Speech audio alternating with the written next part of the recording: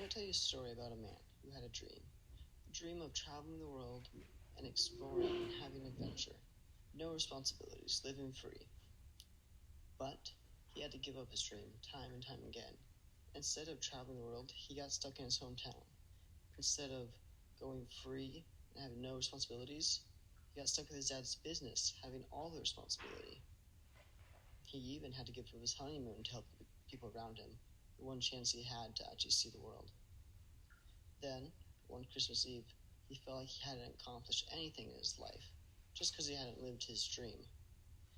That, combined with someone else's mistake, causing him to lose all of his money, everything he had, leads him to a bridge where he looks down and considers ending it all. And you want to know the most interesting part about this story? It's a Christmas movie that is considered a classic and suitable for the whole family. Hi, my name is Nick Murchler, and I'm going to talk to you about Die Hard today, and give the reasons that I believe Die Hard to be a Christmas movie. Also, just to be clear, the story I was talking about a minute ago is not Die Hard. That was It's a Wonderful Life. Next slide. Also, if you haven't seen It's a Wonderful Life, don't worry, everything worked out in the end, it's all good. So, I've done a little survey with my peers to figure out what makes a Christmas movie a Christmas movie. I've also been watching an alarming number of Christmas classics and to be prepared for this speech. I think people need to acknowledge that Die Hard is a full-on Christmas movie. I also think people just talk about the non-Christmas parts of the movie and completely ignore the Christmas parts of it. Just in the same way I just described It's a Wonderful Life, but I left out all the happy moments, which makes it sound like a completely different movie, and really is not a fair representation. So, I'm here to go over the full movie and describe why I believe it to be a Christmas movie. Many people say that Die Hard is just an action movie that happens to be near Christmas, and I would agree that just because a movie is in December, that does not make it a Christmas movie.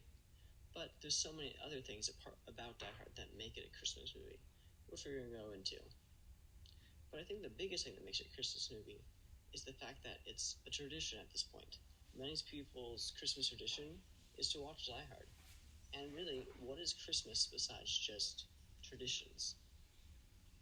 But before I can talk about Die Hard anymore, I need to give a brief synopsis of the plot, for those who haven't seen it. But, this is a recording, so you could just go watch it and come back. Wait, no, I was just kidding. Just stay here. Okay, spoilers ahead. Next slide. New York police officer John McClane is visiting his estranged wife and 2 daughters on Christmas Eve. He joins his wife for a holiday Christmas party at the building she works for, before terrorists take over the building and take everyone hostage. The terrorists are led by the evil Hans Gruber. John McClane realizes that it's up to him to save the hostages, so, with help from Officer Powell, a police officer on the outside, they take down Hans Gruber and save the hostages. So, as mentioned before, I did a little survey to figure out what most Christmas movies have, and I came up with 8 things that almost every Christmas classic has. Here's what I came up with. Next slide. Okay, first thing, setting. Is the story happening around Christmas, or has anything to do with Christmas at all? That's pretty easy. Next thing, Scrooge character. Is there either an antagonist that the main character must overcome, or is the main character Scrooge? How about music? Is there any Christmas music in this movie? Marketing. Is the movie marketed as a Christmas movie or released near Christmas? Christmas spirit. Does anyone need to find the Christmas spirit or is in danger of losing the Christmas spirit? Themes. Does it have classic Christmas themes to do with it? Tone. Does the tone match a Christmas movie? The ending. Does it end in a way you might expect a Christmas movie to end? So, if we agree that these are the things that make a Christmas movie, All someone would have to do is prove that Die Hard has these things, and that's what I'm here to do. Let's start with the setting. This one's fairly obvious that John McClane is coming to visit his wife and kids near Christmas, so this one's pretty easy. You might say, well, we never see Christmas Day, so that doesn't count. We never see Christmas Day in It's a Wonderful Life, or, White Christmas. We only ever see Christmas Day briefly at the end of Home Alone and It's a Christmas Story. So, if just being near Christmas, like in a couple days, is good enough for those movies, I think it's good enough for Die Hard 2. Next is marketing. Die Hard was marketed as a Christmas movie, but it actually came out in July that summer, so it was more of a summer blockbuster. But this really doesn't hurt its Christmas status too much, because another Christmas classic also came out nowhere near Christmas. A Miracle on 44th Street came out in February of 1947, so I don't think this one hurts its Christmas status too much. Music. This movie is full of Christmas music, especially at key moments in the story. For example, Joyful Joyful plays right before the final showdown, and Let It Snow plays right at the end to close the movie. There's also a good amount of diegetic Christmas music, which, if you don't know, diegetic music is music that the characters can hear. For example, Officer Powell humming Let It Snow as he walks to his cop car, as well as Hans Gruber whistling Ode to Joy. Obviously, this movie is not a musical. Don't worry, I'm not trying to convince you of that. These are just little things the characters do as they go about their day, just to add and reinforce that Christmas setting. Next slide. Christmas spirit. Christmas spirit is a little vague, but it's usually classified as someone's love of Christmas or belief in Santa, or more often than not, someone's love of their family. If we think of it as someone's love of their family, it's obvious that John McClane and his wife have both lost the Christmas spirit, as both of them are pretty much ready for a divorce before everything goes crazy. But by the end of the movie, they both have fallen back in love with each other, and, in other words, found the Christmas spirit. A Scrooge-like character. What is that exactly? Well, it's someone who's the opposite of what Christmas is. Instead of being giving, they're greedy. Instead of being kind, they're mean. Many Christmas movies have the main character be Scrooge, such as The Grinch or Ebenezer Scrooge, And by the end of the movie, they usually learn the meaning of Christmas and be all joyful. But there's another type of Scrooge character. This one is not the main character, but instead is an obstacle for the main character to overcome. In Die Hard, we have Hans Gruber, who is incredibly greedy. He's a thief who planned his heist around Christmas so he'd have plenty of hostages. He's the main obstacle for John McClane to overcome, so he's a pretty good candidate for a Scrooge character. Next slide. Themes. So what are some good Christmas themes?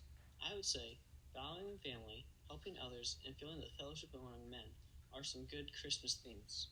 But does Die Hard have these? Well, since I'm bringing them up, there's a good chance the answer is yes. Let's start with valuing family. When I talked about Christmas spirit, I mentioned that John McClane and his wife are both pretty much ready for a divorce, before everything goes crazy. And the main reason John McClane is visiting his wife and kids is to try to fix things, before he's very rudely interrupted by the building being taken over. I hate it when that happens. Helping others, well, John McClane helps everyone in the building when he saves the hostages. And feeling the fellowship among men can be seen when he helps the innocent, but it can also be seen when he's in his relationship with Officer Powell, as Powell is the only person he can talk to while everything's going down. Tone. This one should be easy. A violent shoot 'em up? That's not a Christmas tone at all. But I would kind of disagree, because many Christmas movies have it be darkest just before the dawn. Going back to It's a Wonderful Life, the main character, George Bailey, goes through so much, some of it pretty dark and sad, but it just makes the ending, where he's reunited with his family, that much sweeter. So I don't see it being dark making it less of a Christmas movie. If you say it's too violent to be a Christmas movie, that's easy. Just watch it with an age-appropriate audience. I wasn't allowed to watch Home Alone until I was 10 because the older brother said, ASS. But that's still a Christmas movie, so why isn't Die Hard? The ending. Christmas movies usually end with the main character overcoming the obstacles of the movie and learning their lessons. How does Die Hard end? Well, it ends with John McClane defeating Hans Gruber, reuniting with his wife, and fixing their relationship. Christmas movies also usually end with it snowing. Of course, with Die Hard in LA, it can't really happen because, it doesn't really snow there. So instead, there are hundreds of papers flying from the top of the building, giving it the appearance of snow. So, even the small detail of it snowing still happens in Die Hard. Next slide. Die Hard, at least to me and many other people, is a Christmas movie, and at this point is part of many people's Christmas traditions. At my house, personally, we watch The Christmas Story and drink eggnog for Christmas. But in many others' houses might do different things. But for people who watch Die Hard, it's probably pretty annoying that people keep saying that their tradition doesn't count. What if we argued about other traditions, like decorations? What if we argued that you couldn't have a star in your tree, it had to be an angel, or vice versa? That would be pretty silly. It doesn't really matter what's at the top of your tree. Some people put Baby Yoda on top of the tree. It doesn't really matter. So why should Die Hard? Also, just to be clear, if you don't celebrate Christmas, that's totally cool. Celebrate the holidays how you want to celebrate them, with any tradition you want, even Die Hard.